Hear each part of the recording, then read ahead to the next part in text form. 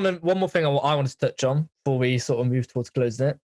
And that is generally just Manchester and what the scene's like, because it's quite nice to be able to sort of branch out and speak to some more bands from different places.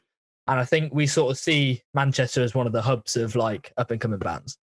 So what has Manchester been like to gig in, to sort of grow as a band in, and just sort of what experience has been like? To grow up in like, if Manchester is like a thing on its own, like a lot of people are jealous of you. Not just like people like in other countries that like were jealous of like a lifestyle. Like everybody kind of knew Manchester, like, you know, was solid hub for music anyway. But I feel like it fell off a little bit, and now there's been like kind of a when I say fell off, like not fell off, like, you know, bands like Cortinas and stuff are coming through. We're coming through in that time, but you know, at one point there was like band. Yeah. Like it wasn't literally nothing at all. There was people, but but just I think the sheer amount of venues did it for me at the start. It was like, when we was first doing our first gigs, like delved into Manchester, it was like, you know, just rising in capacity, and it was like there's like 5 round the corner from each other, you know, that are like 75 to 100 cap, and there's like so many. It's just like it's just all a bit like surreal. Like there's so many. If I speak to people that are like outside of Manchester, they'll be like, "Oh yeah, we have like these 2 solid venues for small bands, and then we have like the big one for where the big bands play." You know what I mean? Yeah. And we just have like so many. Like there's so many different places that people can play, and opportunities for people all over the city, and I think that's the beauty about it. I think it obviously there's a lot of influence from there. There's so many bands. I mean, bands aren't always nice to each other, but what we found out anyway. But it's obviously being in a band as well as is like being the mates is, you want best to watch yourself, and there's always a bit of rivalry there. I'm sure they don't mean it, but you know, there's always that. You know, sometimes you don't even mean it. You just like, you know, you know, this, that. Yeah. And we found out like that, you know, that sometimes people can be very supportive of what you're doing. Like people like each other, but there's also kind of a lot of rivalry, which I suppose keeps it fresh, man. Nathan, we're gonna have to push you on that, because me and Elliot give each other a look. What's the crack with that? Yeah, hang on, Val. We can't just touch on it nicely. Like, there's a few bands that aren't quite as supportive as what have others. they said? Let's fucking have Go on, let's have them out. No, we've just had like there's I don't even know if I'm really allowed, but of course you are. We got why not? We got a you know, the Mank. Got a feature off him, which was a really good feature. Yeah. And we was like buzzing, and there was this band like in the comments, like not a band, but a guy we know from, well, 2 guys that we know from a band near us that we've always knew. We shared a rehearsal room when we first started, and they knew how to play their instruments and stuff. Like they always were, but they always did. But then we just kind of left and we went separate ways, and you know, it was always like a spat for fails with kind of thing. But right. And we sort of just did our own thing, and then one of the guys that was in it commented underneath saying something like, would you have a problem with this? And then tagged the guy out the band in, and he just put, yeah, they're absolutely shit then. And this is like on the bottom of the Mank as well. And I just felt like, for yourself, like, why would you do that? And then another guy from the same band commenting again saying, don't worry, lads, you'll bring something good out soon.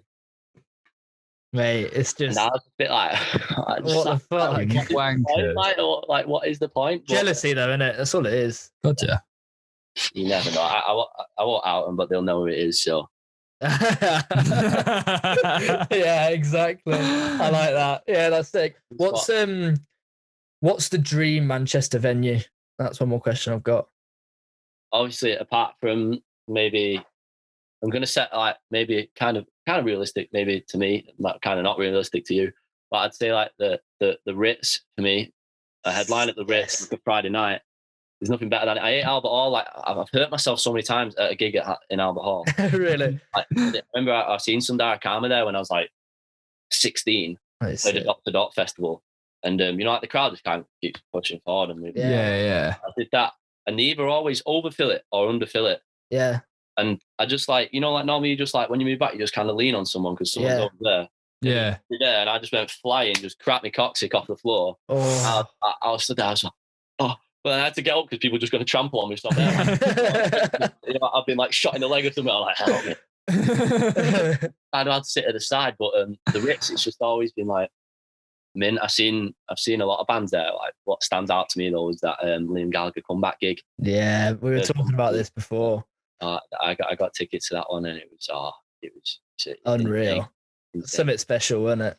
Yeah, if it's anything bigger than the Ritz, it'd be Castlefield Bowl, and obviously then Castlefield Bowl is sick in the summer. Like, it's some venue, some venue. Unreal. Yeah.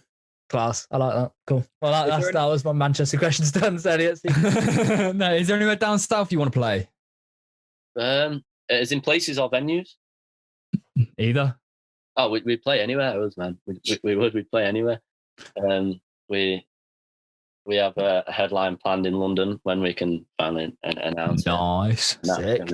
And that's at a 300 cap venue, and we've already played there supporting a band. So big fans can work that out. If you can work it out. Come and find out where we're playing. I think it's 300 cap or maybe like 250 or something. About just smaller than Deaf Institute, I think. Sick. Nice. And I'd play anyway. We had a gig that we had to cancel that was in Portsmouth. Wow. I'd offers Southampton stuff, but we supported a band called Proud Mary, if you've heard of them. Yeah. Like the O2 Academy Islington in London. That was nice. Like a sellout on the night, and that was crazy. Like that was a great gig. But yeah. And that's a great venue as well. A band I really love. I had like a little poster in our dressing room of just like one band, and it had to be like that band. And it beat on the wall, and I was like, they're like my probably my favorite band of like, this time. Like, like kind of like just older than me. They're all like 22 or something, but I just love them, man. And I get angry when people say they sound like Led Zeppelin because they do, but I don't see the problem. Yeah, there's no issues. Who is the band? Who is it? Oh, Greta Van Fleet. Oh, Greta Van Fleet. Yeah, and it was up there. So that holds like a kind of special place in my heart, just knowing that that's backstage there. So maybe one day there, but we play anywhere, man. We would. Northampton coming. I was gonna say we'll see the Black Prince in Northampton, which is there's got a few venues in Northampton we'll have to swing you through for. We'll get a couple of lineups made and we'll get you in. Yeah, go for it, man. We'll come and do it when this is all over. Yeah, love it. That sounds brilliant. That's a verbal contract.